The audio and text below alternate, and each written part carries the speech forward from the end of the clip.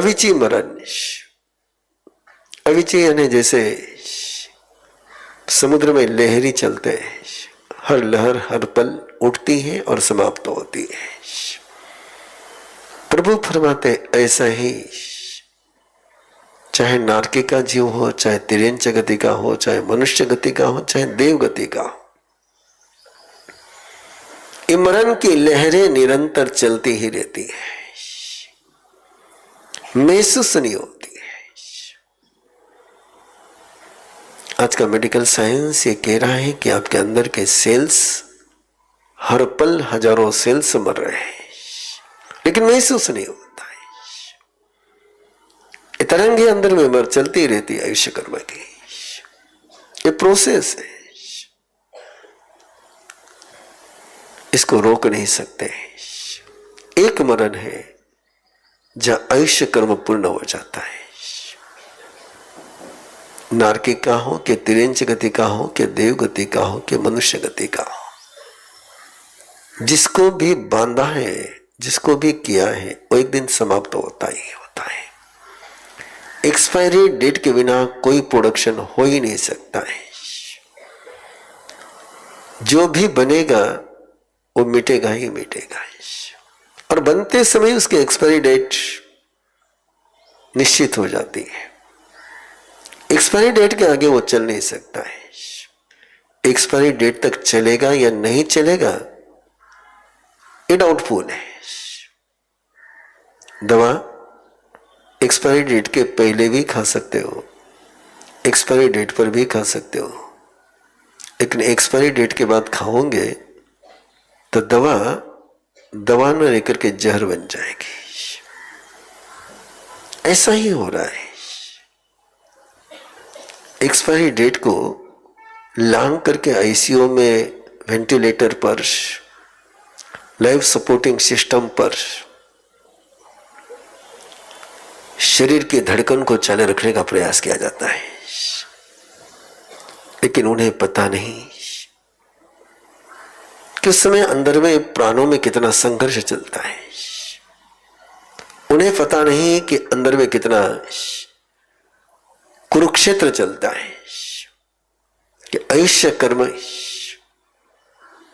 जब समापन की ओर होता है, समेटने की ओर होता है, उस समय भी कोई उसको संजोने का प्रयास करे तो भयंकर वेदना होती है, भयंकर संत्रस्त हो जाता है। ये ऐसा ही है कि डूबते हुए सूरज को कोई डूबने से रोकना चाहे। ये ऐसा ही है कि झरते हुए पत्ते को कोई फिर पेड़ से जोड़ना चाहे, वो झरना ही है।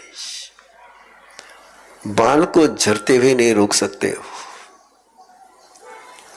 तो मौत होने को कौन रोक सकता है? मौत अनिवार्य है, मृत्यु अनिवार्य है। ये जितना सत्य है उतना ये भी सत्य है कि आत्मा मरती नहीं है, आत्मा अमर है। लेकिन जिसने आत्मा अनुभूति नहीं करी हो, जिसने केवल शरीर को ही स्वयं मान रखा हो, जिसने केवल धन को ही अपना मान रखा हो, जिसने ज्ञान, श्रद्धा और चरित्र को स्वयं की संपत्ति न स्वीकार कर करके सत्ता, संपत्ति और शरीर को अपनी संपत्ति माना हो, उसके लिए जीवन जीना भी भारी है और मरना भी भारी है। फिर वो यही सोचता है, जनेन सद्य भोकामी ये बाले पग भाई, जो दुनिया का होगा वो मेरा होगा, मैं तो दुनिया के साथ रहूंगा। और ये सेंटेंस निरंतर बोला जाता है, दुनिया के साथ रहे, दुनिया के खिलाफ मत जा। दुनिया के खिलाफ नहीं जाना, लेकिन दुनिया से अलग रहना है। कि दुनिया किसी के साथ नहीं रहती है। दुनिया न महावीर के साथ रही, न राम के साथ रही, न श्री कृष्ण के साथ रही, न महात्मा गांधी के साथ रही, न हिटलर के साथ रही, न चंगेज खान के साथ रही। दुनिया तो केवल जिंदे के साथ रहती है। दुनिया और किसी का साथ नहीं देती है, लेकिन आदमी सोचता कि मैं दुनिया के साथ रहूंगा और उसी के लिए अगला वस्त्र निकलता है उसका, हाथा गया ये मैं काम, ये मेरे हाथ में काम, ये सुख मेरे हाथ में है। को जाने, कौन जानता है परलोक है या नहीं है।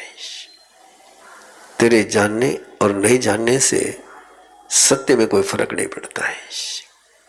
जानने से तेरा जीवन चेंज हो सकता है, लेकिन नहीं जानने से सत्य बदलता नहीं है। परलोक है तो है, आत्मा है तो है, नौ तत्व है तो है। तुम मानोगे, तुम जानोगे तो जीवन को सही तरीके से जी पाओगे। तुम्हारे इनकार करने से सत्य कभी समाप्त नहीं होता है। और ये सत्य को इनकार करके जो जीते हैं फिर वो भीषम कुराइम कमाई, भीषण कुरकर्म करते हैं। भुंजनते सुरवंशम च, वो मांस खाते हुए, शराब पीते हुए, संयम मेयम मन नहीं, केवल खाते ही नहीं है, केवल पीते ही नहीं है, उसको प्राउड भी फील करते हैं, उसको श्रेयस्कर भी मानते हैं। और ऐसा करते हुए एक क्रिया के माध्यम से भी और भावों के माध्यम से भी पाप का उपार्जन करते हैं। और ऐसा जिसका जीवन है, ऐसी जिसकी जीवन शैली है, यदि सोचता हो कि अंतिम समय में मैं संथारा लूंगा, संलेखना लूंगा, इम्पॉसिबल, असंभव। कि जिस तरीके से तुमने जीवन जिया है उसी का अंतिम पल परिणाम होता है। जिसका सिंचन किया है उसी का फल लगेगा। तुमने यदि पाप का सिंचन किया है तो पाप का ही फल लगेगा, धर्म का सिंचन किया है तो धर्म का फल लगेगा। और ऐसे व्यक्ति फिर अंतिम समय में रोते, चीखते, बिलखते, बिखरते, बचाओ बचाओ बचाओ बचाओ करते हैं, लेकिन कोई बचा नहीं पाता है, कोई बचा नहीं सकता है।